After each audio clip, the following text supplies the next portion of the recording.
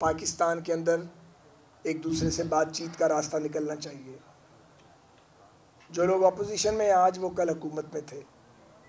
جب وہ حکومت میں تھے تو بدقسمتی سے انہیں کوئی بات سمجھ نہیں آتی تھی۔ ہم انہیں کہتے تھے کہ آپ کی باری آئے گی، انہیں سمجھ ہی نہیں آتی تھی۔ اب ان کی باری آ گئی، اب باری ختم ہونے میں نہیں آ رہی ہے۔ مجھ جیسے لوگ یہ نہیں چاہتے کہ ہمارے مخالفین تکلیف کاٹیں، مگر ہم یہ بھی نہیں چاہتے کہ اداروں کی بے توقیری ہو، اور ہم یہ بھی نہیں چاہتے کہ ملک ڈسٹیبلائز ہو۔ پارٹی عہدیداران، دوستوں، ساتھیوں، معزز خواتین، السلام علیکم۔ بنیادی طور پہ آج ہم میاں عطر صاحب کی دعوت پہ یہاں آئے ہیں، اور یہ دعوت حافظ میاں نعمان صاحب کے اعزاز میں، اور جن لوگوں نے بائی الیکشن میں دن رات ایک کیا ان کے اعزاز میں میاں عطر صاحب نے منعقد کی ہے۔ تو میاں صاحب بہت شکریہ آپ کا۔ حافظ نعمان صاحب محتاج تعارف نہیں ہیں۔ ان کا خاندان لاہور کا ایک نمایاں سیاسی، سماجی، مذہبی اور کاروباری خاندان ہے۔ ایک پرانے پولیٹیکل کامریڈ ہیں، اسٹوڈنٹ پالیٹکس بھی کی ہے، صوبائی اسمبلی کے رکن بھی رہے ہیں، لیسکو کے چیئرمین بھی رہے ہیں، اور اب الحمدللہ قومی اسمبلی کے رکن منتخب ہوئے ہیں۔ میری ان کے خاندان کے ساتھ اور سلمان رفیق صاحب کی بڑی کلوز ایسوسیشن ہے، بلکہ ہمارے بچوں کی بھی، وہ بھی ایک دوسرے کے کلاس فیلوز ہیں۔ حافظ نعمان صاحب نے 10 ماہ ثاقب نثار، قمر جاوید باجوہ اور عمران خان صاحب کی فسطائیت کے دور میں جیل کاٹی، اور ان پہ جو الزام لگائے گئے اس میں کوئی صداقت نہیں تھی۔ ان کے انویسٹیگیٹر بھی ہنستے تھے جب ان سے گفتگو کرتے تھے کہ یہ ہم نے کیا سنگین مذاق کیا ہے۔ ہم اکٹھے جیل میں تھے۔ حافظ نعمان صاحب نے بڑی پامردی اور خندہ پیشانی کے ساتھ جیل کا وقت کاٹا، اور ہماری امامت کے فرائض بھی سر انجام دیتے رہے۔ تو یہ لیٹ پہنچے ہیں قومی اسمبلی میں، انہیں پہلے پہنچنا چاہیے تھا۔ بہرحال دیر آید درست آید۔ مجھے یقین ہے کہ ان جیسے لوگ قومی اسمبلی کی زینت میں اضافہ کریں گے۔ یہ بہادر آدمی ہیں، کبھی کسی کی خوشامد نہیں کرتے، سیدھی بات کہتے ہیں، اور اگر سیدھی بات نہ کہہ سکیں تو زیادہ دیر میری طرح رہ نہیں سکتے۔ تو میں بہت خوش ہوں، سچی بات ہے۔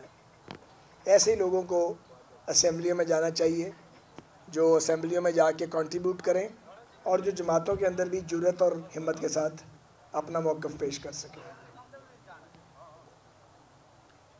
جو پاکستان اس وقت ایک مشکل دور سے گزر رہا ہے، ویسے تو جب سے ہم نے آنکھ کھولی ہے پاکستان مشکل دور سے گزر رہا ہے، لیکن اس وقت دباؤ بہت زیادہ ہے۔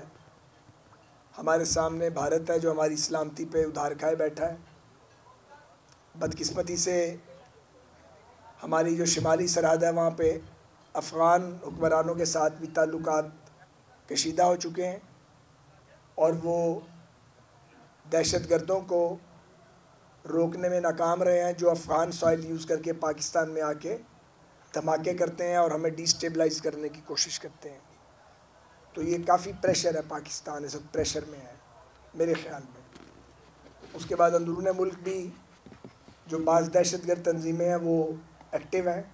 ہماری مسلح افواج، سیکیورٹی ادارے، حساس ایجنسیاں، وہ سب اپنے کام پہ گامزن ہیں، اور اپنے خون سے وہ ملک کی حفاظت کر رہے ہیں، لیکن یہ سلسلہ بھی جاری ہے۔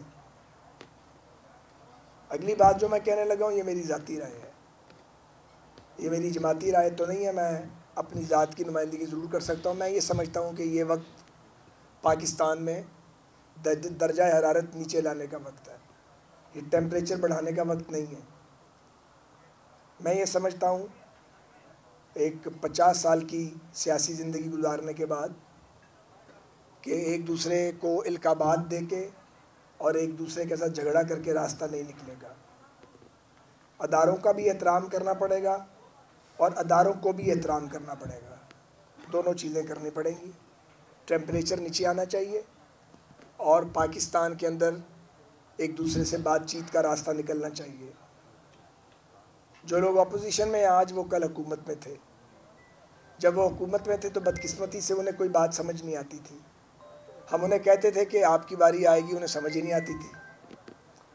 اب ان کی باری آ گئی ہے، باری ختم ہونے میں نہیں آ رہی ہے.